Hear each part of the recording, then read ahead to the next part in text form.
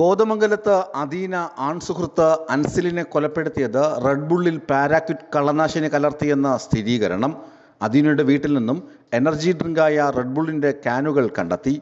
അൻസിൽ സ്ഥിരമായി red bull കുടിക്കാറുണ്ടെന്ന് മനസ്സിലാക്കിയായിരുന്നു കൊലപാതകം. കൃത്യം നടത്താൻ അദീനയെ മറ്റാരും സഹായിച്ചിട്ടില്ലെന്നും പോലീസ് പറഞ്ഞു.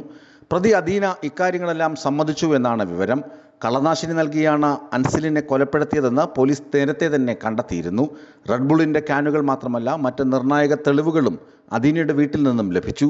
കൊലപാതകത്തിന് പിന്നിൽ 2 മാസത്തോളം നീണ്ട ആസൂത്രണം നടന്നുവെന്നും പോലീസ് പറഞ്ഞു.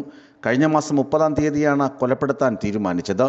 നിരന്തരം ഫോണിൽ വിളിച്ച് വീട്ടിലേക്ക് വരാൻ അദീന അൻസിലിനോട് ആവശ്യപ്പെട്ടു.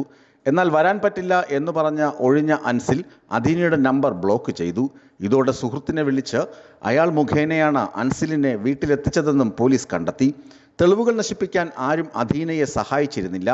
വീട്ടിലെ CCTV നശിപ്പിച്ചതും ഒറ്റയ്ക്കായിരുന്നു. നിലവിൽ തെളിവെടുപ്പ് നടപടികളെല്ലാം പൂർത്തിയായി. വൈകാതെ തന്നെ അദീനയെ കോടതിയിൽ ഹാജരാക്കും. സാമ്പത്തിക തർക്കങ്ങളും പുതിയ കാമുകനെ കിട്ടിയതുമാണ് അൻസിലിനെ ഇല്ലാതാക്കാൻ അദീന തീരുമാനിച്ചത് പിന്നിലെന്നാണ് കണ്ടെത്തൽ.